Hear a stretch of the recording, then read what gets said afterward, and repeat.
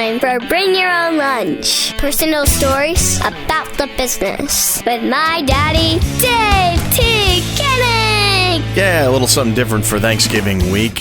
Hey there, come on in, have a seat, welcome. This is the Bring Your Own Lunch podcast at bringyourownlunch.com, the magic of iTunes, the majesty of Stitcher, and however you found your way to download this podcast, I thank you, as you heard at the top, courtesy of my little girl, Caroline. My name is Dave T. Koenig. I'm an actor, writer, director, producer, comedian, all-around swell fella. I love Thanksgiving, and of course, I'm the host of the podcast you're listening to right now. BYOL is the hashtag we use on Facebook and Twitter. If you want to come play along as you're sitting there listening to it and you have a thought, you could just send a message and tag it BYOL to tell the world that you're in on it. Of course, we are on Twitter. You can follow us at BYOL Podcast. Find us on Facebook, facebook.com/bringyourownlunch. You can always go to our website, bringyourownlunch.com. And, of course, before we go any further, just got to remind you that you can help us tremendously by just going to iTunes, or Stitcher for that matter. Subscribe to the podcast. You get the podcast whenever it's released. As soon as I send it out into the world, it comes to you on whatever device you want. But as importantly, rate, review, tell a friend, let somebody know what you think of the show. Obviously, I prefer hearing really great things about the podcast, but if you have something that you want to say, you can always say to me either through a review on Stitcher or iTunes, or you can send a personal email to me, dave@bringyourownlunch.com. Great guest this week, and somebody who I have wanted to have on for a while. We finally got to make it work. Tiffany Hodges. She's an actor and a writer and a producer and a go-getter. She's a student of the game. And what do I mean when I say that? I'm telling you about somebody who really has studied not just the craft of acting, because that is very important. However, the actual business of being in the business is in and of itself its own art. And I think she's done incredible work in trying to figure out as many ways as possible to make this career work. It can be very difficult, it can be very challenging, but if you play the cards right, if you do things the right way, if you follow really good advice, you can maximize your opportunities. And Tiffany is somebody who has done a lot of that. She was on One Life to Live. She recently shot an episode of Blue Bloods, which is awesome. And we're going to hear her personal story, some of the stuff that she has done since she came here from Texas, how she got her start near her hometown that's nestled between Dallas and Fort Worth. And her experience moving to New York, which was just before 9/11, which in and of itself is a fascinating story. So I'm looking forward to bringing that interview to you, and so you can learn about Tiffany, because she's just a terrifically nice person who has a lot of energy, and she's one of those people who I don't get to see very often, but when I do, it's like this bolt of lightning. She's just super enthusiastic, just extremely kind, and she and I hit it off right away. We used to work on a show called Accomplice, and you may have heard me talk about it. I had Rob King on several episodes ago, and he and I worked on that as well, and Tiffany and I worked together. And right from the get-go, I thought she was just terrific, and I actually have a hard time believing she meets anybody who doesn't walk away going, "Hey, that's a pretty cool person." So I'm looking forward to bringing you that. This is, of course, Thanksgiving week, and I'm releasing this as usual on Tuesday. Thanksgiving is Thursday, and I hope you have your plans all set, and I hope you are going to enjoy a really nice meal and continue to think about people who maybe are less fortunate than you and I. I'm lucky enough to have a terrific family that I get to spend it with, and I'm really looking forward to it, and I'm grateful and thankful for that. And sometimes it's easy to forget about what there is to be thankful about, and I'm trying to use this week to feel good about the things that are going well in my life. And I wanted to relate that a little bit to the business, because a lot of what Tiffany and I talk about are relationships and relationships within the business, and why it's so important to have positive relationships. It's kind of an ongoing theme with the podcast, and I hope you're realizing that. The more people I talk to and the more successful those people are, the more it comes down to the common theme of, hey, having good relationships is a darn good thing. Case in point, last week I had an audition. The audition was at 5 o'clock in the afternoon. Now, it happened to coincide where I had some other work to do. Otherwise, I would have left real early. And I live outside New York City, so I had to drive in. And I left on time, and there was no real reason to expect I would not get there on time. So when I left, I was feeling good. I consulted Google Maps.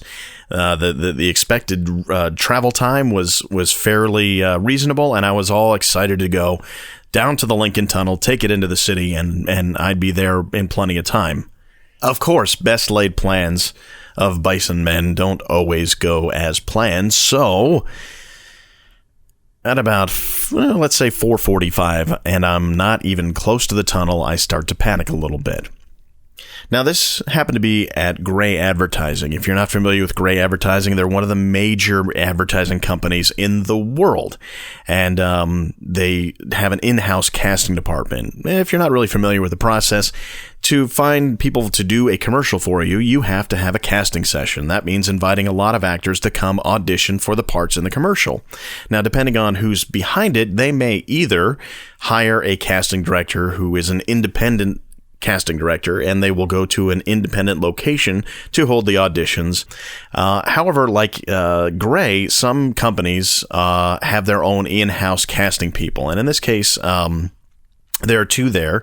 Actually, there may be more than that, but the two who are working on this particular commercial, I can't say which one, but Stephen DeAngelis and Nina Pratt. Now, about close to 5 o'clock, I'm calling my agents. And as I've mentioned before, my commercial agents are Abrams artists. And the person who had arranged this particular audition was Tracy Goldblum, and her assistant is Will Morgan. I mention all of these names because I'm grateful to all of them. Here's how it shook out. About, I guess, 4:45, I call up Abrams and I talk to Will. Sometimes it's better to talk to Will, since he is Tracy's assistant. She might already be on the phone, so he handles a lot of stuff, and he does a fantastic job.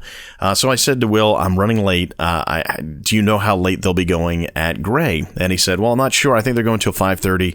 And I thought, okay, great. I shouldn't be that long because there's no reason to believe I can't get there in time.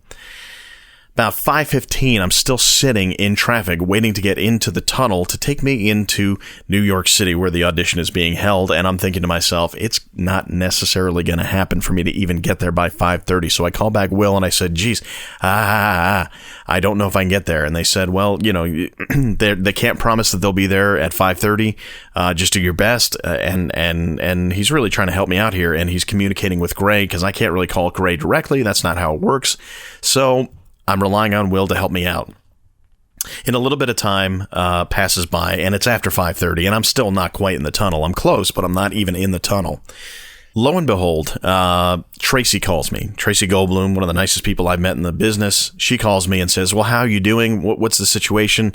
She's trying to help me work with the situation and communicate with Gray even more. So I've got Will handling it, I've got Tracy handling it, and they're communicating with Stephen, who is running the session, Stephen DeAngelis.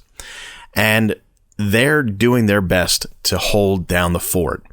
Long story short, I don't get to the audition until 6 o'clock, half hour after they anticipated finishing. I run into the building, I go through security, I go up the elevator, I run back there, and Steven's there, and there's another gentleman there, and they're like, oh, you are here. And I was like, yes, I'm so sorry. And they're like, don't worry about it. It's cool. They let me go in.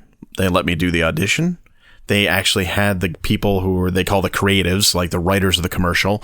They stuck around. So I am incredibly grateful just in the fact that they were willing to extend themselves and wait for me to get there so I could audition. So that alone was enough to be extremely grateful for and thankful for. But it just goes back to the idea of relationships. A few months back, I did a reading of a work that was done by my friend Tiffany Hodges, who you probably can go back. Well, you definitely can go back and hear my interview with her for the podcast. And she's a great friend of mine. And she had written a collection of monologues for kids and young adults.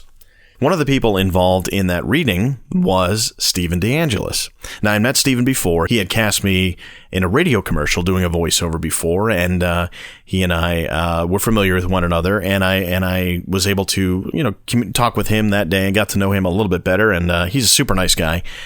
We had a lot in common based on him living on Long Island and me growing up on Long Island right next door to where he lives. So I had a chance to really enhance that relationship. And when I got there to the audition, I walked out and I said to Stephen again, thank you so much. He said, hey, you saw me perform in that reading. I have to be nice to you or else you'll tell people what you saw. Now, to be fair to Stephen, he did a great job in the reading. But he was being self-effacing and cool and he was making a joke out of it. But the essence of it was that, hey, I know you. So I know you weren't just being irresponsible. I know you and your work, and it was worth it to me to stick around. And that is so incredibly valuable to me and so awesome that not only did my agent at Abrams, Tracy Goldblum, and her assistant Will Morgan help me out there, but also Stephen DeAngelis sticking out his neck to get the creative people to stick around so that they extended the audition long enough for me to go there. And I can happily say that I was even called back for that. Still waiting to hear word on it, but that doesn't matter. The important thing is that my relationship, the positive relationships that I have, really helped me out. And I am so thankful that I have those relationships. Not just with Tracy and Will, and not just with Stephen, but with Tia, who invited me to do that reading in the first place. Because without all those parts in place and all those relationships that I've built over the years, that never would have happened. And they would have just said, sorry, if you can't get here on time, we're not going to work with you. So that's that. But instead, I got a call back for that spot, and we'll see what happens. But for today, sitting here right now, I am thankful. Got some people to thank before we move on, of course. Got to thank Banuba, banuba.net, BANOOBA.net. They are the guys who provide the music at the beginning, middle, and end of this show, and they're awesome. So go check out their website, find out where they'll be playing live, download some of their music, and send them an email. Tell them Dave says hi. The New York Short Film Shootout on Tuesday, December 16th at 8 p.m. at the Treehouse Theater in New York City, 154 West 29th Street. We will be holding what we're calling Best of the Best 1. Now, every month at the New York Short Film Shootout, we've had 5 events so far. We asked the audience to vote on their favorite film of the evening, and we have invited all those 5 films back from the first 5 events to be part of this Best of the Best. So we'll be showing those 5 films as well as a couple of producers' favorites that were not given that audience favorite award, and we will be celebrating the Best of the Best on Tuesday, December 16th. Hope you will join us. You can go to nysfso.com for more information on the event, and hey, for $10 you get to come check us out. Also, for that event, we're going to be collecting coats and used clothing and non-perishable foods as well as household items. We're going to be giving that to an organization that handles that stuff and distributes that to people in need. That's the time of year where people who don't have a heck of a lot can use something nice. So hopefully you will come join us, watch some great films, and donate something to charity because that's the kind of thing you want to do this time of year. Makes you feel good, makes us feel good, and we'd love to see you there. All right, let's get into it with Tiffany Hodges, actor, producer, writer, bundle of energy, awesome person, and somebody I kind of ran into the day before we did the interview, so it starts off kind of funny for us. Here's Tiffany. Enjoy. And 2 days in a row, I got to see you, by the way. I know. That's really awesome. It was so funny when I came out of the subway, because you come out of the subway sometimes and it's dark, and yesterday I had a day where I had a lot going on, and I was trying to think, and then I look up, and the sun is right in my face, and then someone's smiling at me, and I don't have the kind of ego where I'm like, well, she's obviously smiling at me. And you had that hat that was kind of low, and there you were. I know. It was really funny. And it was funny for me because I, could kind of tell it was you. And then I was smiling, and then I was like, I really hope it's Dave. And some guy isn't just look like Dave and is like, hey, lady, you're smiling at me. This is my lucky day. Exactly. Welcome to my dreams, right? Yeah. Welcome to Creepsville. Doesn't that prove that I'm so bad at rap? As far as guy girl stuff goes, I'm like, I don't even know how to put a sentence together. No, I mean, I think that it's not totally surprising that you're not great at rap. I'll be honest with you. Like, I feel like you have so many talents. It's okay for you to have one area where you're not amazing. That was, I don't know, that wasn't a backhanded compliment because it was actually a full-on nice thing to say. But it was wrapped in this unusual packaging. It's like when you give someone a huge box as a gift, and inside is this tiny little thing that's really awesome. But they're like, oh, this gift isn't that big, but wait, it's awesome. You know? Wait, it gets better. First, I'm going to insult you. I'm going to tell you you're great at everything else. That's the way I roll. You do roll. I mean, you are a funny person. Thank you. And I think that's one of the things that does well for you is that you do have a natural, like this. It's not. You're not. People don't laugh at you, but you have a way of getting people to laugh with you. I think it's possible people laugh at me occasionally. I'm sure I've done some pretty stupid things. What's something stupid then? Let's talk about that for a sec. Is that how we're going to start, with something stupid? We just. Oh my gosh. There are so many things. I'm like, wait, which decade should we begin in? Should we start in my youth? Gosh, well, moving to New York with very little money. Yeah. 6 weeks before September 11th happened. Wow. Ended up not being the greatest idea ever. Although it worked out. So I guess in the end, it wasn't so stupid. But in the beginning, people were like, you're crazy. What are you doing? And then September 11th happened and everybody was like, come home, please, right now. All right, so now I kind of get a sense of how we're going to go with this because I mean it was such an innocuous question, like what's something stupid you did, but I mean that brings up such a more you ended up making it a much better question then because that's amazing. It always fascinates me anyway when people move to New York because I grew up on Long Island and New York isn't nearly as foreign to me as it was for many people growing up who aren't right outside New York, and to have the guts to come up to New York, especially when you did, is a fascinating thing to me. So let's go back. Let's go back to the start. Okay. And you grew up in Texas. Which part of Texas? Arlington, which is right in between Dallas and Fort Worth. But most people don't know. Steeped in cowboy country. Yes. Yeah. Cowboy country. I mean, Arlington itself is sort of not so cowboyish because it's where the Rangers Stadium is. Right, and Six Flags Over Texas was born there. That was actually my first job, was working at Six Flags Over Texas. What'd you do for them? I cooked corn dogs. Oh, that's something stupid I did. Okay. I made corn dogs and I reached into the fryer to pull one out and got a 3rd-degree burn on my hand that I still have the scar for. And I remember at the time being like, I'll never be a hand model. Like, that's it. How old were you?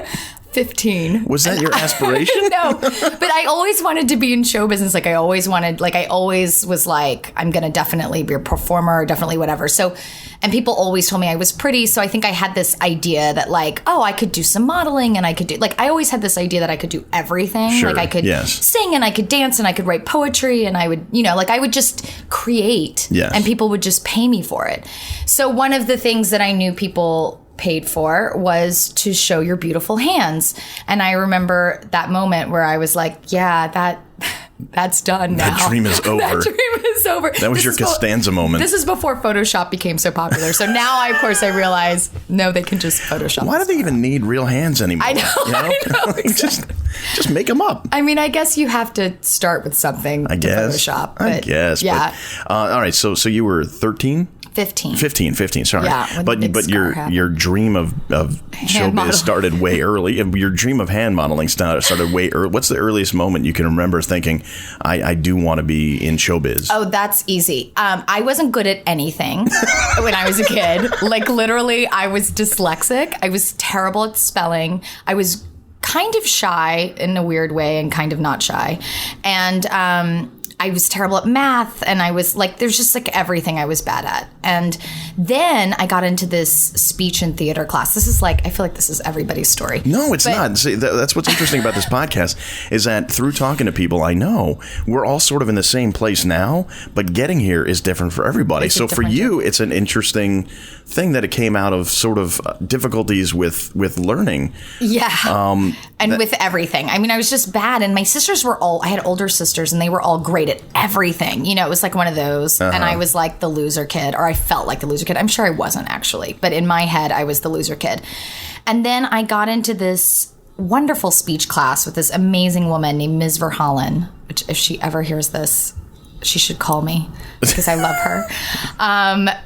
She was amazing, and she had us do these character developments where we had to come up with an idea for a character and then improvise and like come in the room as the character and talk as the character. And I think we had to sing a song as the character, blah, blah, blah. So I was obsessed with New York City since I ever watched a movie that took place in New York City. I don't even know what movie that was. Right. At some point I saw New York City on the screen and became obsessed.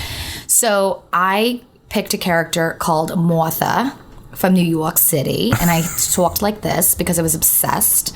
And I walked in and I talked like this the whole time, and I had a whole background on my character, and I had a whole outfit, and my teacher thought I was amazing and hilarious. And so she put me in this show. Like, she had some random like variety show type thing at the school, and she put me in as Martha, and Martha did a whole bit in the show. And I remember this like huge auditorium of kids that like all thought I was a loser, or at least in my head, they all thought I was a loser. And now they're applauding for me, for Martha that I created. It was the biggest high I think I've ever gotten in my life. Like, I remember leaving the auditorium and just being like, this is the best feeling I've ever had, and how do I keep getting this feeling? It was like becoming an addict. It was like, you know, you took your first dose of heroin, and now you're just always trying to get back to that moment. It's, you know, it's funny. Like we said that there's so many different venues people took to get to this career, but they almost to a person always describe that very feeling of like, this is better than any drug. This is better than anything else I could do. This is an indescribable feeling, and I have to keep chasing that. That's exactly right. And my mother, it's funny because my mother was a dancer. Like, I come from this family of artists. All my family, very liberal artists. And my mother was a dancer, and she would come to like, you know, different little school activities that I would do. But I had constantly been telling her, I'm not good at anything. Like, I can't find anything I'm great at. And she'd be like, no, you're very good at this, and you're a wonderful person, and blah, blah, blah. And I'd be like, but I don't have that thing that I'm great at like my sisters do. And then she came to this little performance, and she told me that the auditorium was super full. And of course she was late because my mother is late to everything always. Oh. So she was like the last person in the auditorium, and she was like in this standing room only area in the very, very back of this huge auditorium. And she said she couldn't hear any of the other kids, and she could hear every word I said, which basically tells me that I'm a really loud person, which I am a really loud person. But she, after it was over, said to me, I think we found what you're good at. Oh. And that was like this, you know, this moment for me. Sure. And she was like, your voice is so clear, and I can hear you all the way across the auditorium, and it's so natural for you, and whatever. So that's that story. And that was probably the greatest moment I ever had. And it's been all downhill ever since Shackleford Junior High in Texas. Shackleford Junior High. Shackleford Junior High. It's where it was all born. There's a plaque dedicated to your moment of glory. Actually, they probably have no idea who I am. Tiffany what? Yeah, exactly. Tiffany, huh? Exactly. But if Ms. Verhallen ever wants to find me, she can look me up at www.tiffanyhodges.com, and she should get in touch with me because I love that woman. How awesome would it be if somebody hears this podcast and like through like the 6 degrees of separation is able to track that woman down and reunite the two of you? That would be the highlight of this podcast. It would be the highlight of my life, honestly. Like, I love this woman, and I've actually looked her up on Google, and I can't find her. Like, I found like some old address or something, and then I felt like a stalker. Like, I kind of stopped myself. I was like, I don't know why I'm stalking this It was woman. a well-intentioned stalking. It wasn't like you're creepy stalking. It was totally well-intentioned, for sure. Yeah, but I just think there's a level of creepy on any stalking. I mean, let's be honest. I think we've all reached that level at some point or another, and I think for you, it was your former speech teacher at Old Shackleford Junior High. That's right. So what did you do to pursue it? Like, once you kind of found it in junior high, what route did you take? Well, I was kind of in a town where there wasn't a whole lot going on in terms of show business. I mean, we had a community theater, and I did do like a couple of things there, but mostly it was all through school. Mostly I auditioned for whatever I could get my hands on, and I took all the theater classes that I could take. And my junior high and high school career was very successful. I was cast. Is it still on your resume? No, thank God. Thank God I have other things to put on my resume now. I did anti-MAME at Czech. Exactly. Actually, yeah. We did do MAME, but I wasn't. Really? Yeah, I can't remember who I was. I think I was just in the chorus for MAME. I wasn't the best singer. I was a good dancer who could carry a tune. So I was often in musicals, but I was like the smaller singing roles, and then I'd have like the big dance number. That was usually my role. But yeah, I did lots of straight plays, really were my thing, and drama. And then I went to college, and Where'd you go? I went to Stephen F. Austin, which is in Nacogdoches, Texas. Wow. East Texas. It is probably, well, at that time, it was like the third best college for theater. So it was the third. It was not the first, and it was not the second. But at least you picked it for that. I picked it for that opportunity. And I picked it because I was like one of those really hippy-dippy teenagers that was like, I got to feel it out, and I got to go to the campus, and I got to like make sure the vibe is good.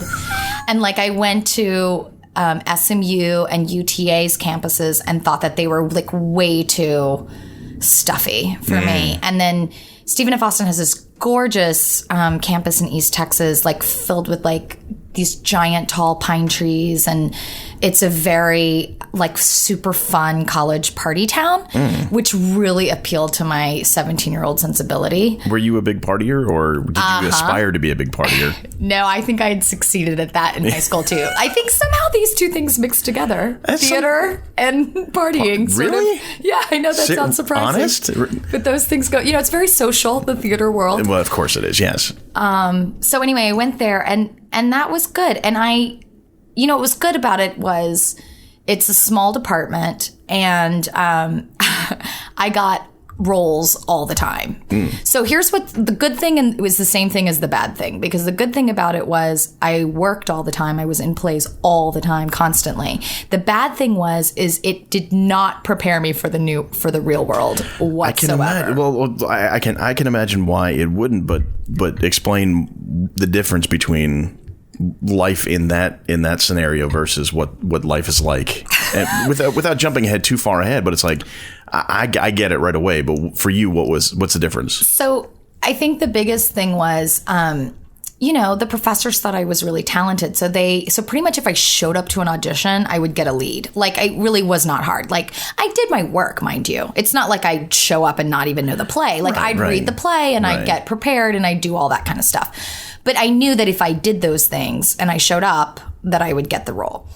And I played a lot of roles that I would never, ever play in real life. Like, I was in, I think my favorite thing that I ever did in college was The Perfect Ganesh by Terrence McNally. And I played a 65-year-old woman. Right. And I was 20, or maybe not even. I might have been 19. And presumably a very young-looking one. Presumably. Yes. Yes. And also I'm half Mexican and half white. And there were just so many reasons why this role would never really work for me. Right. In the real world, obviously. And certainly I cannot compete with 65-year-olds to be playing a 65-year-old. They don't really throw out a net that wide. They're looking to cast someone who's 65. They're much more specific in the real world. Yeah. But in Nacogdoches, Texas, I was the best person for the role. And I loved that role so much. And I loved the old age makeup, and I loved the physicality of having to sort of take on this older character. And I remember my mother saying to me, who saw the show, saying to me, "You're just like your grandmother." And I was like, well, yeah, Mom, like that's who I know. That is an older woman that I'm going to character study. Hello. I'm an artist, So anyway, it was a fabulous 4 years. It was like some of the best times of my life. And I absolutely loved it. But then it was a real shocker, getting out into the real world. I can imagine. Well, just thinking of it in terms of this, where it's like, if you had reached that level of status in that environment, and I don't mean to say this disparagingly, but it's sort of like big fish in a small pond. Did you feel challenged, though? Was it at some point did you ever feel like you were actually being challenged, other than the challenge of playing someone who's like 65 when you're only 19 or 20? Wow, that's a great question, because I don't know that I've ever thought of that. You know what was challenging, honestly, was that I was doing so much. Like, we had 2 theaters. We had a main stage theater and we had a downstage theater. And then I was in this cabaret group that did like musical reviews all around town. And then I had my regular class load. Like, I was going to college. So I was still had like science class and math class and studies and finals and whatever. And I was part of the theater fraternity and whatever. So the challenge was like, how do I do all of this? Yeah, the work ethic ends up coming through for sure. And you know what? The truth is, that did really serve me because that never changed. I still work that hard and I still balance like multiple things on multiple levels, and I still have to use like both my right side and my left side of the brain at all times. You know, that because that's our world. Yeah. And it's funny you mentioned like the social aspect of it. For me, what was always appealing is that like the opportunity to just work all the time, even if you're not like literally working on a show or a TV show or whatever. It's like this is like the opportunity is there to put in 24 hours worth of work if you want to, because there's always something to do. And in college, I was like you, although I was more focused on broadcasting stuff, so like TV and radio, and I was constantly working all the time. I never even thought about the fact that, you know, like that did set up a bit of a work ethic thing for me, and made me realize, okay, I'm going to be one of those guys. They say, yeah, he doesn't really hang out a lot, but he's always working. But when I'm in my mind, I was like, well, okay, when I was in radio, I felt like a big fish in a small pond. And I kind of developed this attitude. So my early part of my professional career, I was like, I know this stuff. Did you go through that at all? Oh, my God. I was like, do you know who I am? I was the star of Stephen F. Austin in Nacogdoches, Texas, New York. Don't even get me started ready. on Shackelford. Right, exactly. Forget Martha in her auditorium when I was 14. And I showed up to New York City, and it was like, you know, I was like, New York, I'm here. Yeah. Like, here I am. The phone does not ring itself. You have to call me. Exactly. And I remember saying to my mom, of course, everything goes back to my mom. It's so funny. But I guess she was kind of my cheerleader through the whole thing. That's cool. But I remember leaving Texas, like, you know, my U-Haul packed up. I literally drove to New York City from Texas. I want to know like the thought process though, like when you felt, okay, this is the time to do this. This is I know it's time to do this. What got you to that moment? Saving enough money to do it. Okay. That was all. That my whole life purpose up to moving to New York was to move to New York. Really? So, and not LA? Not LA. Okay. I don't know why LA. And it's funny because I do so much more film and TV now that now I'm like, why didn't I go to LA? But I had like this mad love affair with New York. I don't even know how to explain it. Like LA was never even in my mind, which makes no sense. I guess it goes back to the hippy dippy like teenager that was like, I gotta feel the vibe. Yeah, but although hearing your New York accent is, you know, and how on the money it is, it's like maybe it just was the calling. It was my calling for sure. It was my calling, and you know, all these years later, you know, I'm very happily married to a New Yorker, and like my whole family and of friends is like such an important, like my whole community is here that like people now are like, why don't you go to LA now? And I do go to LA. Like I do go out there and I audition and I do my thing that all of us New Yorkers do. And we have to like touch base on the West Coast. But I would never just pick up and move there unless there was like an amazing opportunity. Obviously, if somebody were like, "Here's a TV show, move to LA." That's the one that has always been said to me that I followed. Is like, don't go to LA unless you're asked or told or hired to go to LA. Yeah, I always feel that way because I've worked really hard to just build the community I have now and the name I have for myself now in New York. That like the idea of going and starting that all over again just does not sound appealing. Plus, I love this city, like on a level that is beyond show business. This city is like, it's my calling. It's like in my bones. And it's funny you say that about the accent because I don't even remember learning that accent. Like I feel like I was a New Yorker in a past life or something. Like that was just part of my makeup somehow. So it all comes full circle in a very past life kind of way. Yeah. Now, had you visited New York prior to coming here? So when I was 15, my theater group like in high school or whatever, had one of those student trips that they do. I don't know if you know this, but there are these outside of New York, there are these schools that put together these New York theater trips, right? Sure, yeah. So we did. Yes, go ahead. You've done one of these before. My high school theater program was very intense, and we used to do exchanges. So their students would come here, we would show them around, and they would put on shows at our school. Then we would go to them and do shows and learn about their city and stuff. Oh, so that's super cool. It was cool, but I don't mean to... I think nobody wanted to come to Arlington, Texas. Like, I think we didn't have a school that was cool enough to bring anybody in, so we had to ship out. But we went on one of these theater tours when I was 15. That was the first time I'd ever gotten on an airplane. Wow. It was the first time I'd ever come to New York. And it was like, oh my gosh, I remember it so clearly even to this day. Like, the smells of the shit and the trash on the street and being like, this is it. Yeah. This is the city. This is the life. This is urban, the urban world. And I was fascinated by all the tall buildings and whatever. And of course, we went to Broadway shows, and we waited outside the stage door, like to meet the stars. And because my theater teacher was a big dork like that, which I loved. Sure. And and I knew it. I mean, I knew it before I came. The minute I came, I was like, yep, I was right. This is it. This is for me. This is where I want to live. And so after college, everything was just about money. It was just sense. Yeah, it was just about like, okay, how much money do I need to get there? How much money do I need to like be able to get a job at some point? And then how much, how long is that going to take me? And then I just like worked like a crazy person. Like I worked like 24/7 to make the money to move. How did you know what the numbers would be like? Because I mean, you didn't. Okay. That's the dumb part. Back to the original question, like the stupidest thing you've ever done. Like, I didn't really know. I mean, I saved a significant amount because I'm not like, I was scared of like, I don't want to be like homeless on the street. Which is smart.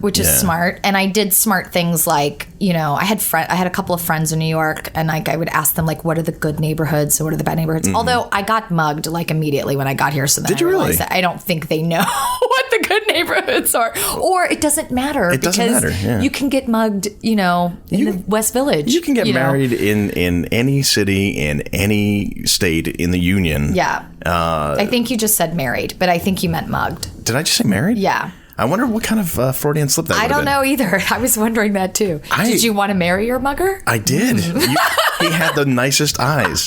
And he had like this like sympathetic quality to him that was very charming. And I was like, you're the one. And like there was like a chorus of angels that started. I don't know. I'm getting too far with this. All right. So where did you live when you first came here? I lived in Williamsburg, but it was back when Williamsburg was only cool at the Bedford stop, and nothing beyond Bedford was cool. Everything else was terrifying. Now it's super cool. Now my old neighborhood where I got mugged and was scary back then is kind of like hip and there's like artists living there. A lot of mustaches in Williamsburg these days. Yes, lots of mustaches. Out of control mustaches. The mustaches are out of control. Yes. The whole hipster thing is kind of out of control to me because I feel like those clothes, that's what like I was sort of wearing in college when I thought it was cool to go to Salvation Army and pick out my outfits. Yeah. But I just feel like they're too old for that. Like people are like 30 now and still doing that. Can we just take a detour for a second? Because and I don't mean to monopolize the conversation with a bit of a rant, but what is going on with the hipsters? It's the hipsters, but you touched on something else that's really like troubling. People don't grow up anymore. I know, it's so true. People fail to mature anymore. And it's like, there was this thing on Facebook recently where the underoos for adults are making a big comeback. So it's like, you can be a kid again. It's like, not again. They're not a kid again. They're just never, ever, ever going to grow up. No, now you're just a pathetic adult in underoos. Yeah. Like, I feel like that's not an accomplishment. No. Or a good thing. I mean, being young at heart, that's great. No. But at some point, you have to evolve, don't you? I mean, and that's scary. No, I think so. I definitely think so. And this is the reason why I was like, why are you still wearing these clothes? Like, Yes. the rest of Yeah. us have like moved on to like, I don't know, not to say that you have to be all conservative in your dress, because I like to be fun and hip in my dress. No. The way I dress. But like, I don't think that looking like you rolled out of bed, you know, or you never went to bed. Yeah, freshman year of college. Freshman year of college is cute on like somebody over 30. I just don't find it cute. Yeah. I mean, it's almost like they've been stuck in a block of ice since 1994 and then just recently reemerged into the real world. And the most annoying part is they act like they made that look up. I think that's the part that makes me crazy. Is they're like, buy it. They're like, yeah, we just rolled out of bed and this is the new thing. I'm like, that's not new. Yeah. Did you not see Reality Bites? Like, come on. Oh my God, that's so funny. So not new. That's hilarious. I'm not going to get into that movie, but that hits home so hard too. Because that was like, I was in the middle of college when that movie came out. And there was that tendency to want to identify with that movie. And then looking back on it 5 years later, I'm like, those were the most annoying people ever. They totally just whine about having to like make money. And Non-stop. I'm like, it's the world where you have to make, like, everybody has to make money and pay their bills. And I love that they're just like, I don't want to. I'm going to use my daddy's gas card. Yeah. You know, it's like, should we all feel so put upon that we have to do that? Exactly. You poor things. I know. And these people are like parents now. That's what's. Hopefully, you know, they have kids, and I'm like, yeah. I mean, having kids definitely did set me straight in a lot of ways, but. You know, I mean, there are people out there who are having kids who aren't evolving to the point of being adults. So it's like they're just like palling around and like they're buying the toys that they want and don't let the kids play with them. You know, those are my action figures. You go play with your action figures. It's like we've become spoiled adults. Like it's not even about spoiling the kids anymore. It's like now the adults are spoiled. Yes. It's very true. Yeah. It's true. I feel like I'm sounding like I'm really old. Is it like old the kids school. these days? Yeah. But the adults these days are so spoiled. But we get to rant a little bit. That's what our station in life provides us. The ability to look down on others. Oh, and I do that so well too. Yeah. You strike me as somebody who's very cruel and mean and unfair to others.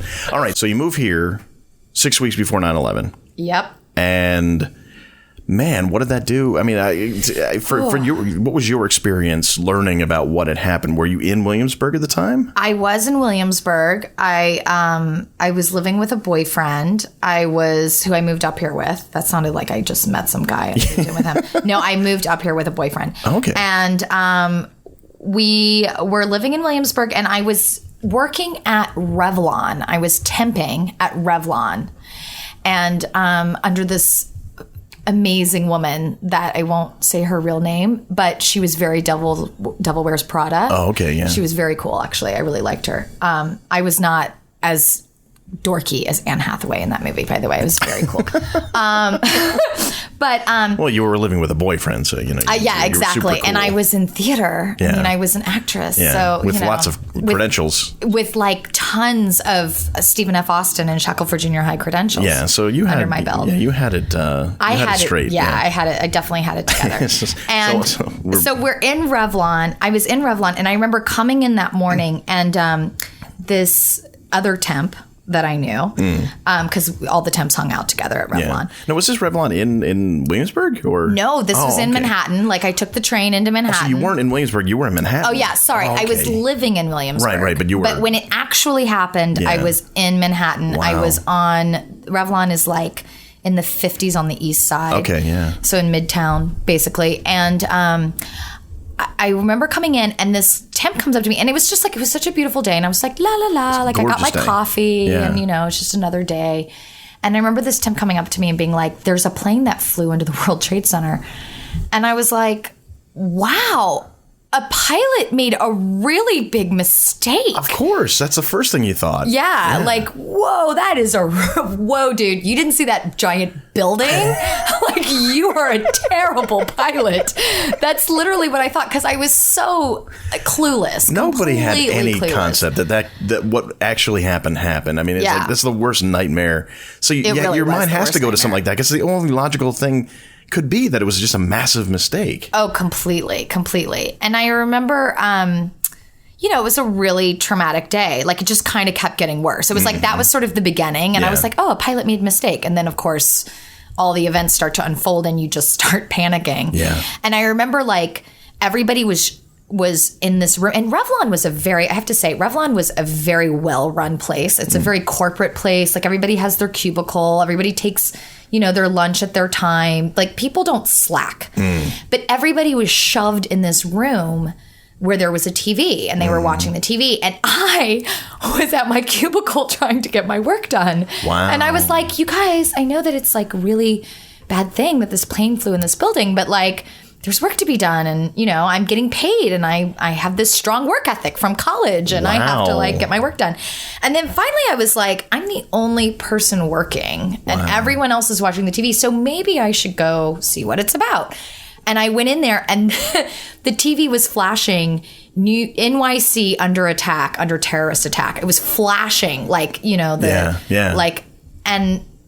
watching the buildings burn, and it was so surreal. I cannot even tell you. I think I was like outside my body. Like, I was just like, what's happening right now? But wait, I just got here. Like, that's kind of what I kept thinking, was like, hold on a second, guys. I just arrived to New York City with my fabulous dreams and my amazing theater credentials. And the city is under terrorist attack. This was not part of my plan. And this is going against... And people were really scared, like really freaking out, obviously. Sure, yeah.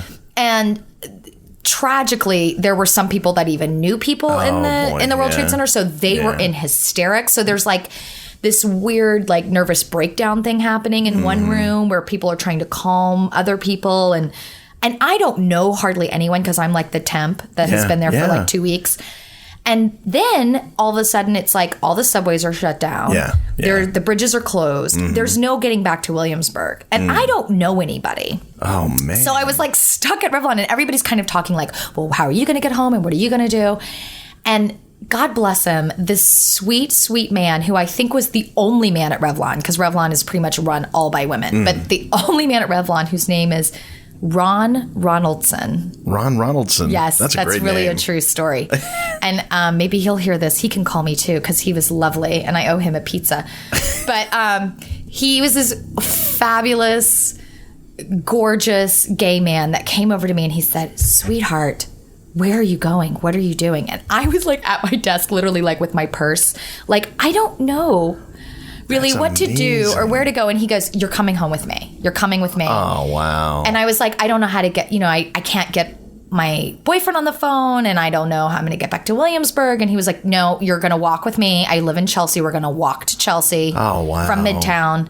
And I was like, okay. And I went home with Ron Ronaldson, and, the city was like, I mean, it was insane. Yeah, there was like, there's like, I want to say there were tanks. I don't know that there were tanks, but in my mind, there were like tanks on the street. Like there were like army people and police people and like military people everywhere, and caution tape everywhere, and buildings were being blocked off, and it was insanity. And I was just so happy to be with my sweet friend Ron Ronaldson, who I did not know well at all. Like we probably said a couple of like hellos to each other in the hallway. It just goes to show, like during that time, whether it was people who were consoling others who knew somebody there, it was a rare time in my lifetime where people just kind of had a sense of responsibility for other people in ways that they may have never shown before. And that's a great example of it, where this guy who knew you were stuck and must have known on some level that you were kind of like, one of those, like ducks crossing the street. You were the one that was kind of straggling behind,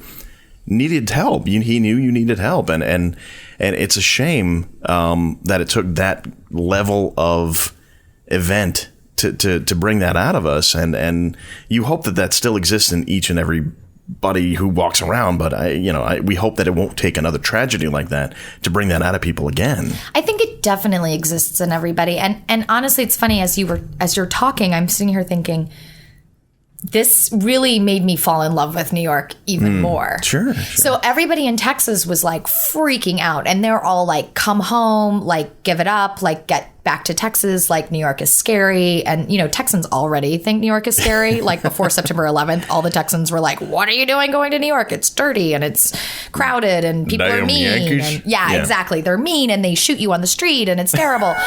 And I was like, no, I've wanted to be here my whole life. I just got here. And what you're saying is absolutely true. The level of kindness and this, like, I'm going to get choked up thinking about it, because the level of kindness that I witnessed in the days to come after that was something you can't get almost any other way or in any other experience. It's completely unique to that experience. It is. You can't manufacture it. Like, I remember getting on the subway a couple of days later, and everybody was nervous getting on the subway. Like, riding the subway was terrifying. And I got on the subway, and there were all these pictures of all these poor people that were missing. And this guy, like, just starts up a conversation with me.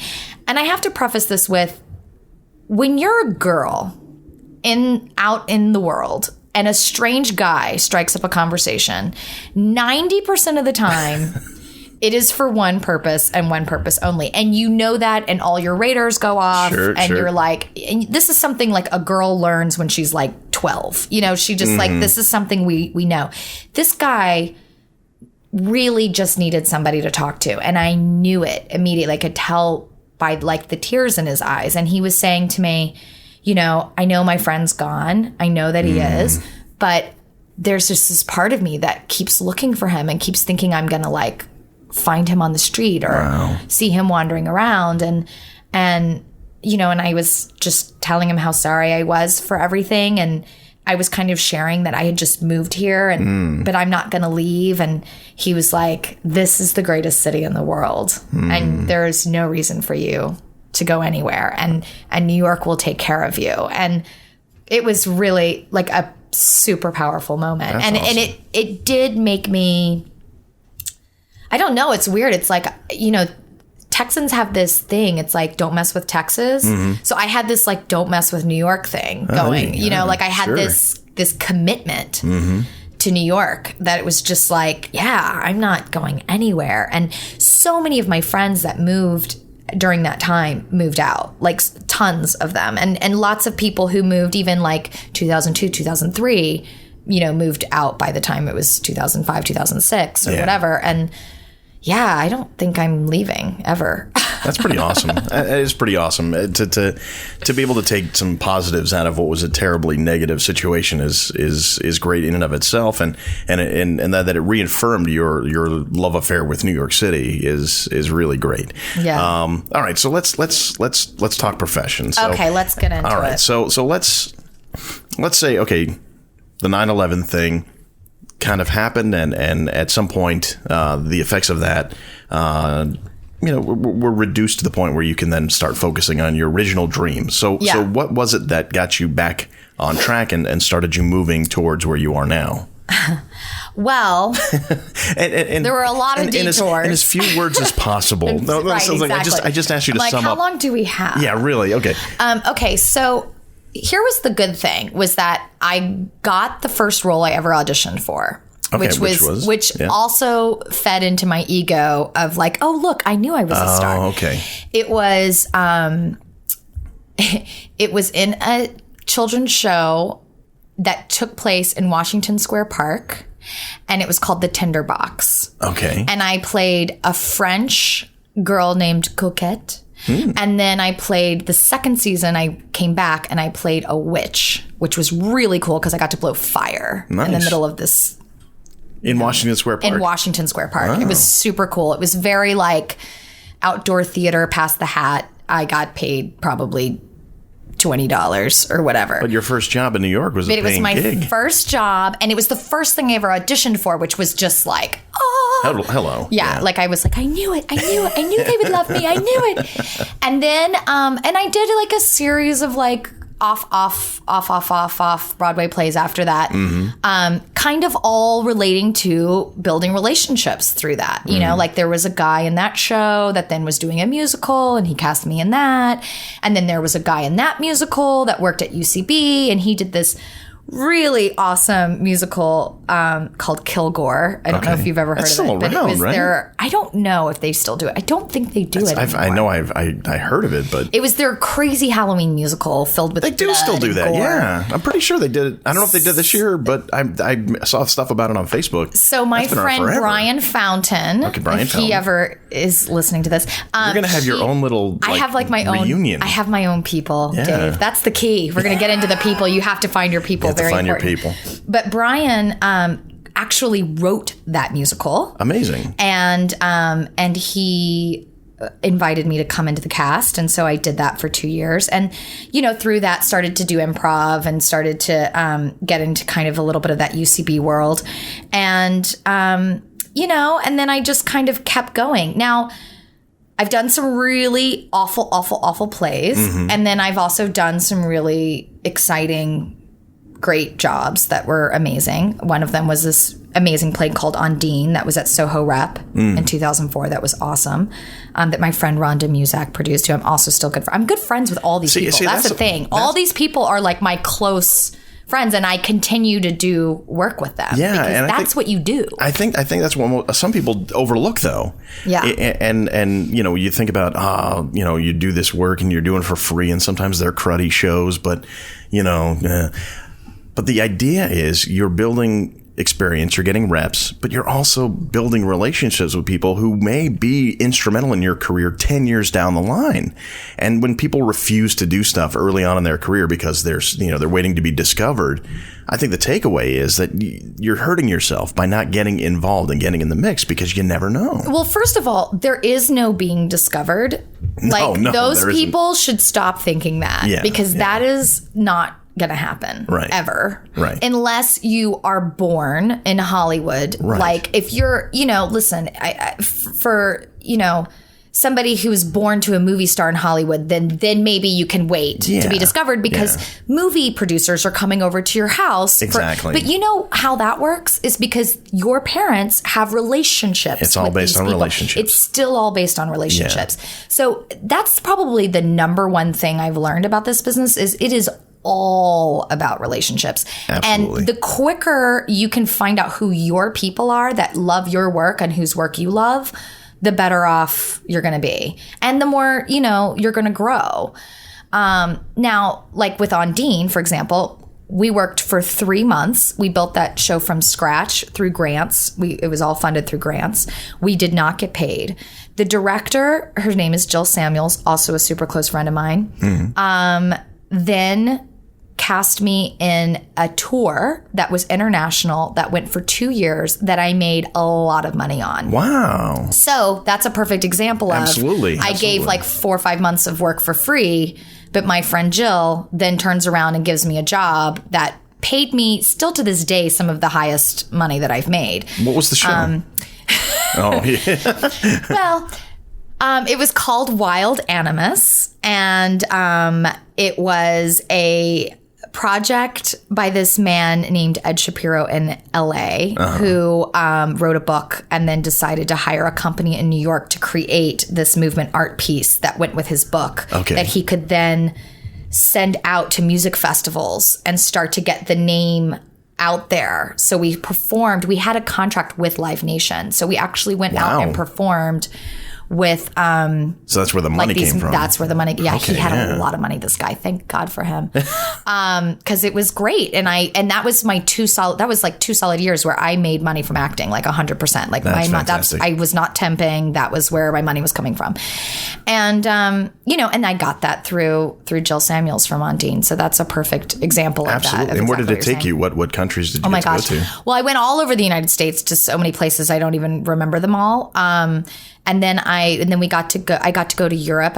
Went to Denmark, and I trained the European cast because there was a European cast then they were starting to do this Europe tour. So I went there and trained them, which was amazing. Wow. And then we went to Australia and we performed in the Fringe Festival in Australia in Adelaide. And all that because you took a gig that you thought was worthwhile enough to invest your time in, and it paid off in tremendous ways. And yes, there's so many stories of that. And, yes. and so many people, we were talking earlier, before we started rolling, that people ask you advice, and it's usually, well, you describe how you said it. Like, what happens when people ask you advice?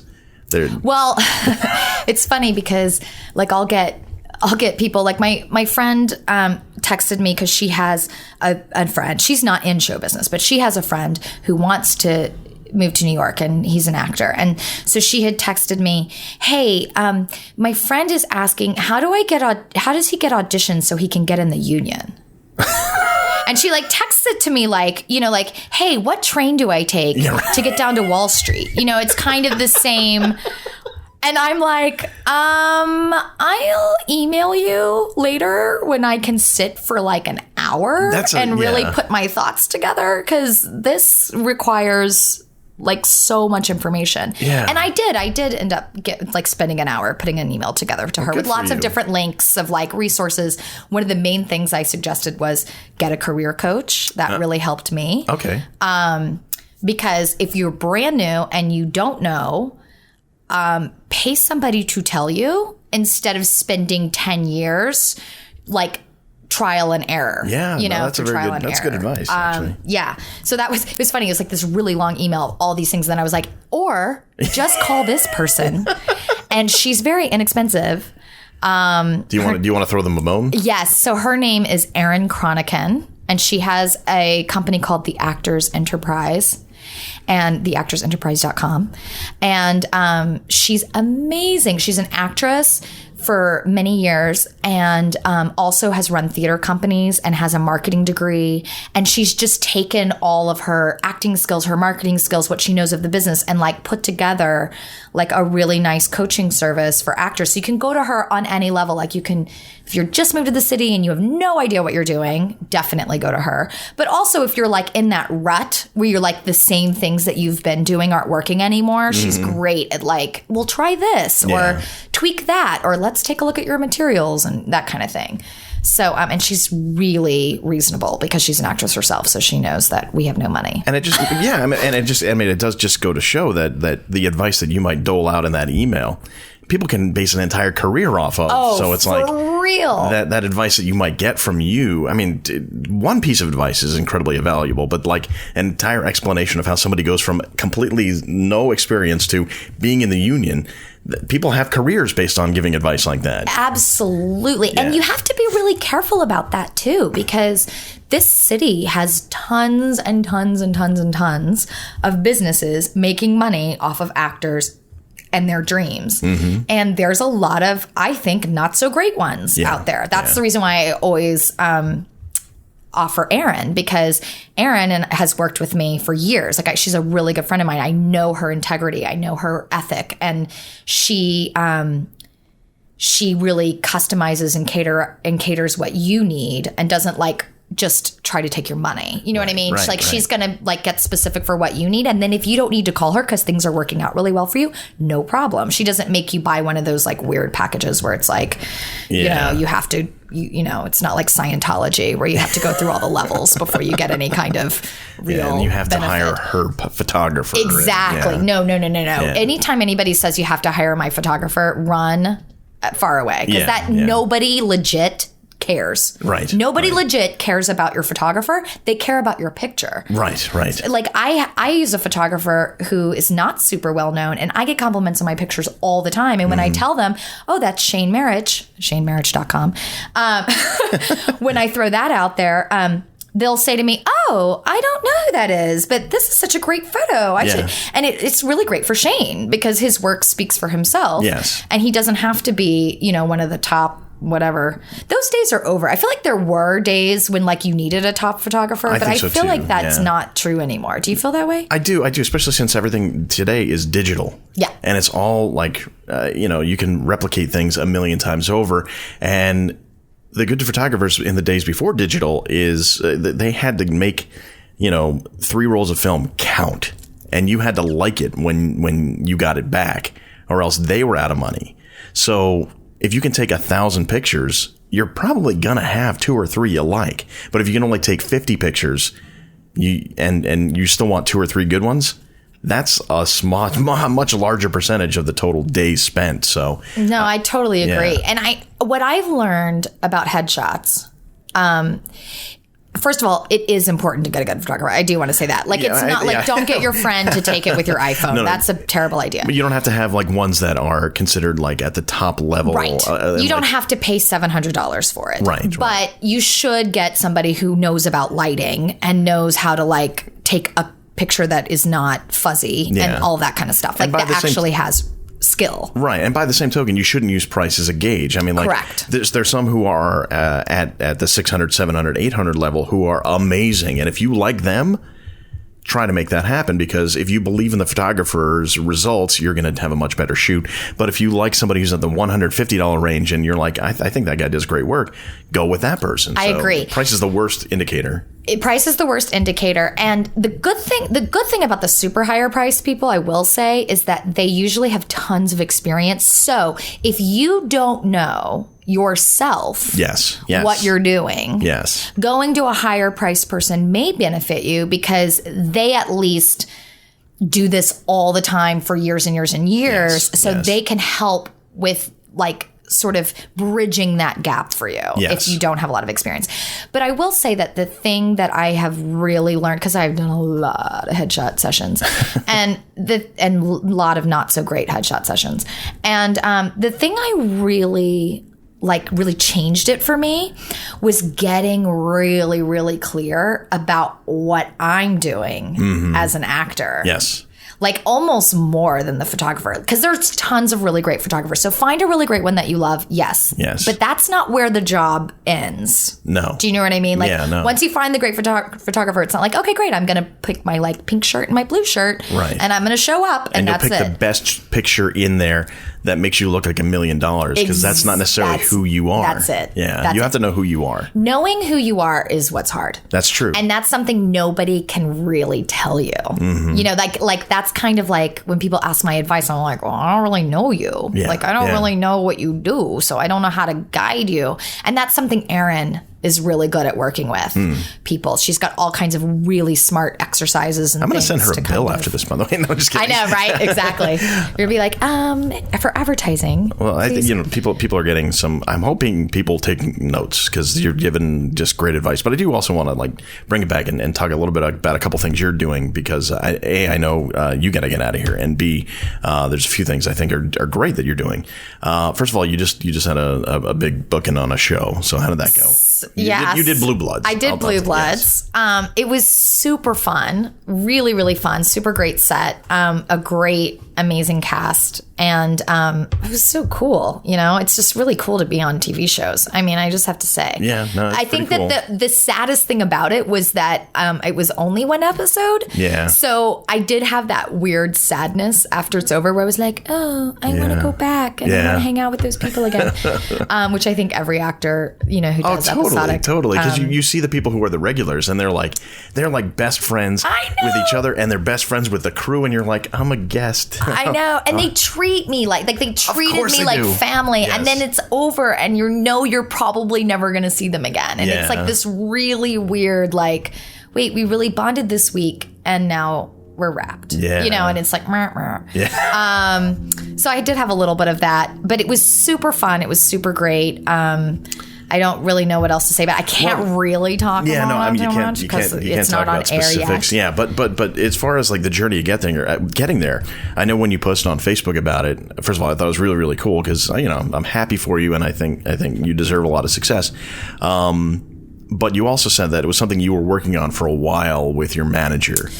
What does that mean for somebody who's not really familiar? Okay, so my manager, I'm very lucky because I have a great manager, Bob Bloom from Step Forward Entertainment. We are dropping so many names today. I know. It's awesome. See, this is the thing with relationships, though. You got to give. You got to give. And then maybe you'll return. And then it does return. And then maybe they're listening to this podcast and they're like, hey, that Dave's a nice guy. Exactly. I'm going to put him in my next thing. Maybe my manager will be calling you. You don't know. Well, Although you probably already have. I have a great manager. You have like great agents and managers. You have better agents. I'm very thrilled with my manager. I want to make sure I say it on the podcast. No. And Dave, do you want to tell us who your manager is? My Sid Levin and Associates. You can contact them. Just look for CLA. I think management is probably good enough. You find them online. Relationships, people. It's all about relationships. It's all about relationships and dropping names. And dropping names, exactly. Right, so you were working on it with your manager. Yeah. So basically, we weren't specifically targeting Blue Bloods, but we've just been working together for like the past year on really getting me to the next level. Mm-hmm. And when you say next level, like, because part of, we're trying to be instructive at the same time. So what level were you starting at and you wanted to get to? I've been on this sort of like, not really working in film and TV as much as I wanted to level, like mostly doing theater. And then I have done lots and lots and lots of short independent films. Mm-hmm. Some of them have come out. Some of them have not. Some of them have made festivals. Some of them have not. Sure. But it's time to like make some real money kind of place. Yes. So my manager and I were really focused on that. And we've done a couple of really great things. I mean, one of the things I will say is that I initiate all of these conversations with my manager because he's a very busy man and he has lots of clients. And so one thing to throw out there to the people is you can't expect them to call you up and be like, hey, let's have a brainstorming session over my career or over your career this Tuesday. What I would do is I would email him and I would work with Aaron. I would get like really clear on my goals, what I wanted, who I am, how I want to shift my materials or my image. And then after I'm really clear on that, then I would go to my manager and say, hey, can we meet? I've got some new ideas. I've got this going on. And so I did. And we did that a couple of times. And he's super gracious to always let me like come in and brainstorm with him and so forth. And he would give me his opinion on this and that and kind of thing. We also did a trip to LA together where he introduced me to some really great people. And that was really helpful as well. That's, solidified some other relationships that I've got going on, which hopefully will turn into something down the line, absolutely. Because that's kind of how you have to do it. It's like several pots have to cook on the stove before one boils. Oh yeah. If you put all your eggs in one basket, it's like when we go back to the advice thing, sometimes people say to me, like, I really want to be on that show. And I was like, that's a great goal. But if that's like your sole focus, it's going to be much, much, much, much harder for you to deal with. It's like you want to be on every show. Yeah. You know what, and then to accept the one or two you get on, Yeah, what I would say to that person is find 10 great shows you want to be on, and then find out who's casting them and then build real relationships with those casting directors. Not like go in, meet them once, and then like postcard them for 3 years and hope that they call you. But like truly be smart about it and try to find out how you can help them solve their problem of casting, because that's really kind of how do you do that? What's your method for keeping relationships going besides postcarding? Because everybody, presumably a lot of actors already know that one. So what's something you do to? Well, first of all, I meet them more than once. I meet so let's say I've got 10 casting directors I really want to build relationships with. I go into their workshops several times within the next year. Okay. Like not just once. Right. And I bring in different material. I always have something new to offer them. I have something new to talk to them about. I don't go in there and say the same thing. Right. Because a lot of times they'll say, oh, I saw you at the SAG Open Door. Why are you here at One-on-One? And I'll be like, oh, because I just got a film in Cannes. And I wanted to send it to you, but I also thought maybe you should see me read because we didn't get to read at SAG. So I wanted to read for you. And then I want to send you my film. And like, they'd be like, oh, great. Because I have something new to offer. So which is something you would have put on a postcard, but coming directly out of your mouth to their ear. The thing is they meaningful. Get like 20 million postcards a day. Yeah. So yes, send the postcards because I have actually been cast. Like I got a One Life to Live gig off of a postcard. Wow. Straight up. Wow. So I'm not saying don't send postcards because I know they work. Right. They don't always work. It's like you might send 1,000 of them out and maybe like 5 of them get read. I don't know. So don't not send the 1,000, but know that can't be your only strategy. Right. Because it's just not the possibility of them really seeing that is so playing the percentages really. Yes. Yeah. And then also I like a couple of commercial agents that I freelance with. So I'm very careful about this, but I have their email and I will email them very specific, awesome updates. Sure. Not like, hey, me and my cat went to Kentucky this weekend. That's not an awesome update. But like, hey, I just booked a co-star role on Blue Bloods. Right. And then they reply back to me. Right. Like, it's amazing. But when it's a really great thing, they will reply back to me. And then, sure enough, I'll get a commercial audition like a week or two down the line because I'm just putting myself back in their mind. I don't take it personally. I don't think it's that I've fallen off the radar for them. I think they are very busy people with a million actors. They have a catalog of 2,000 actors in their mind at all times. How do you pick one of them out of there? Exactly. And I'm a brunette, my type is there's like a million of me. Do you know what I mean? Like I am like at that age and I am that type where there are so many girls like me that are beautiful and like wonderful and super awesome actresses that I have to find a way to make myself stand out. You have to figure out a way to transcend you as a picture. Yes. And there are a million of your type if you take a picture of them, but it's your personality and it's what makes you unique that you have to bring across to them. And that can really only be seen in person. Mm-hmm. You know what I mean? Like my headshot's amazing, but like whatever, they've seen it 1,000 times. Yeah. I walk in person with my bubbly personality and I've got some super great thing to tell them. And all of a sudden they're like, oh my God, I love her. Right. You know what I mean? Right. Where they've just forgot. That's all. It's true. And understanding that is one of the keys to the business is that, these are people who have limited bandwidth, as much as, the same as everybody else walking around. You have to help them focus their bandwidth on you for that brief moment of time that will help you get across. And you have to talk to them like people. Like, I also think that's something that took me a long time to learn. Mm-hmm. Like in the early days, I was so intimidated by them and thought of them as like God. And I was like, like Oliver, I was like, please, sir, can I have some more? With my little hands out. And I feel like the minute that I sort of grew up, it's part of growing up, right? Mm-hmm. Is that you realize, oh, hey, we all have to pay our bills and we all have like, relationships we're dealing with and like life that we're dealing with. And we all wake up with a zit on our face, every now and again and like whatever, We're all human beings. We're all human beings. And as soon as I really like got that in my system and started to talk to them like they're my peers instead of my colleagues and started treating them. I'm still very professional, but started treating them the way that I treat you or the way that I would, treat anyone. Right.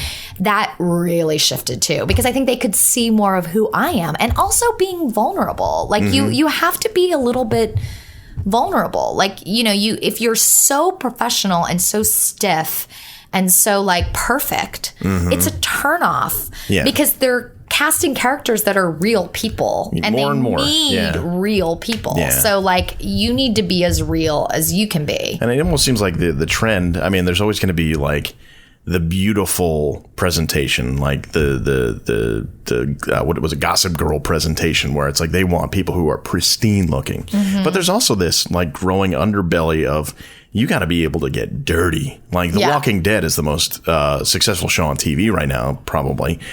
And those people do not look good. No, it's true. They're beautiful people, but they're willing to look horrible.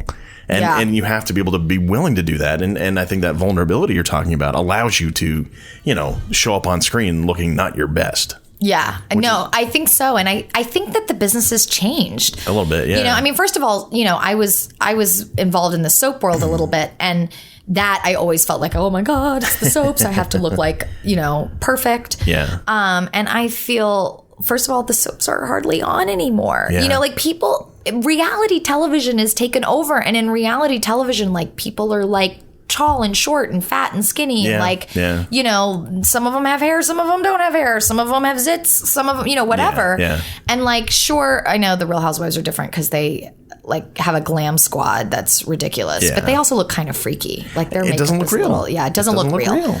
And people know that too. Yeah. You know what I mean? Like I think they know the difference between what's real. It's heightened reality, if nothing else. Yeah. It's like satire. It kind of is its own little on on themselves, which is a whole other thing. We could have a whole other show a different all episode. on that. Yeah. We'll have to just spend an entire episode just giving our commentary on what's going on out there.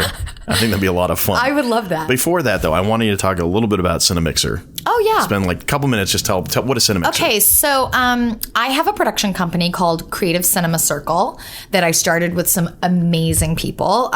Incredible filmmakers that are like award winning. And our goal is to produce a short film every year.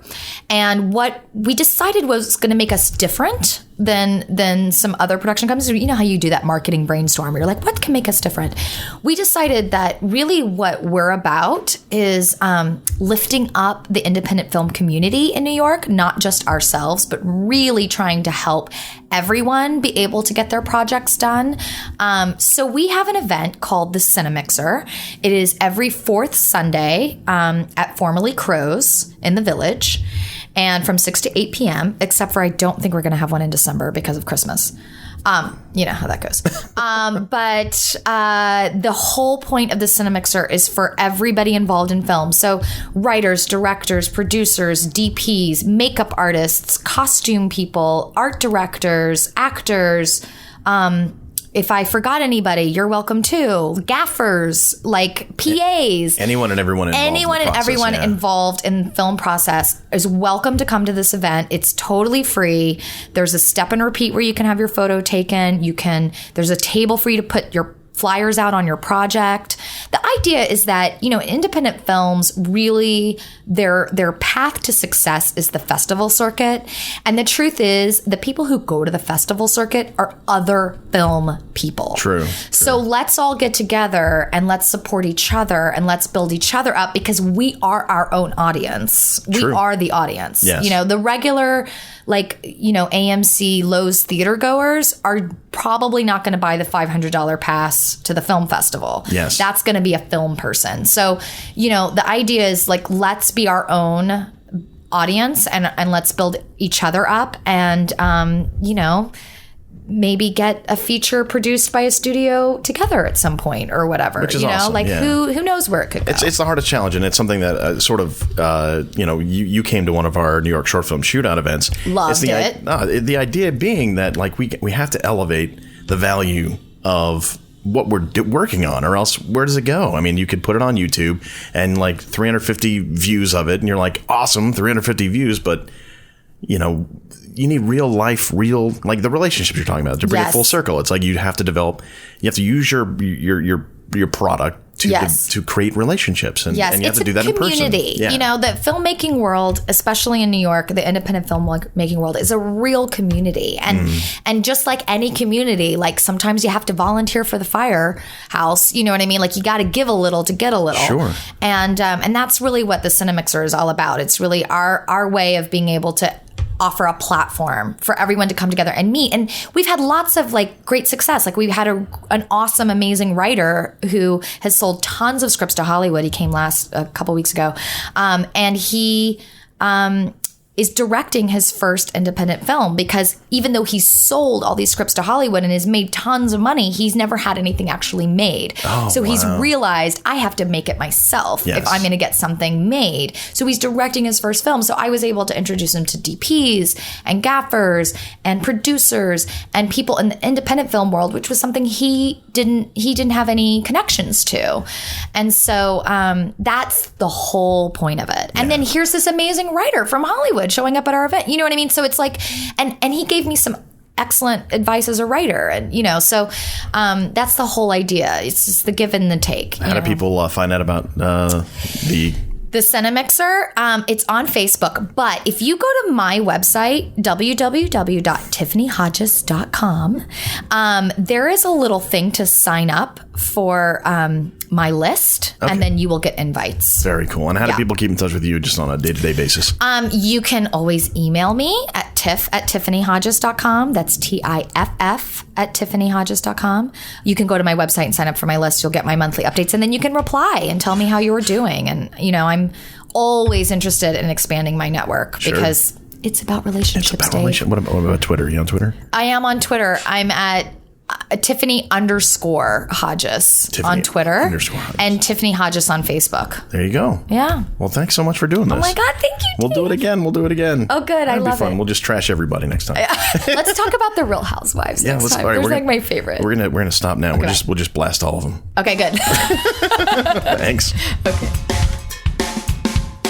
Tiffany Hodges, so nice, so awesome, so much fun to hang around, and I'm looking forward to doing another one of these with her where we can just kind of dish on everything in depth, because I think that'll be a lot of fun.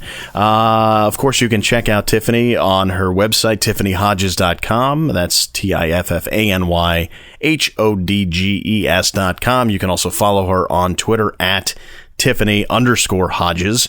Same spelling applies there. And you can also find out more about Cinemixer by going to Facebook and just doing a search for Cinemixer, CINEMIXER, for those terrific events that she's helping to organize, bringing filmmakers together in New York City and trying to get some work done. Isn't that what we're all doing? Anyway, thank you, Tiffany, for hosting a fun chat, and I look forward to the next one. That about does it for another edition of Bring Your Own Lunch. Of course, gotta thank Banuba.net. Go check them out. Find out where the music from this show comes from. You can check out nysfso.com to find out about the New York Short Film Shootout's next event in December. That's the New York Short Film Shootout Best of the Best 1 on December 16th. That's a Tuesday night at 8 p.m. at Treehouse Theater. TreehouseTheaterNYC.com is the website for the event location, and we hope you will join us for a night of great films at that venue. And don't forget to check us out online, bringyourownlunch.com. You can send me an email, dave@bringyourownlunch.com. You can follow us on Twitter at BYOL Podcast, and you can find us on Facebook at facebook.com/bringyourownlunch. And of course, please go to iTunes or Stitcher if you want. Subscribe to the podcast, rate, review, share with your friends, tell somebody about it, because that would be awesome. And the best way I can get this thing out there to as many people as possible, then we can all have a lot of fun and keep doing this thing that so far has been an awesome ride, and I hope it continues for as long as humanly possible. And I don't know what human limits are in terms of podcasting, but let's try to reach them, shall we? Yes, let's. Looking forward to Thanksgiving. Hope yours is going to be great. Stay tuned for the Jimmy Jack Cow Punch Hour, followed by Mansoor and the Fish. And until next week, when I have another great guest lined up for you, this is Dave. I'll see you next Tuesday. Gobble, gobble.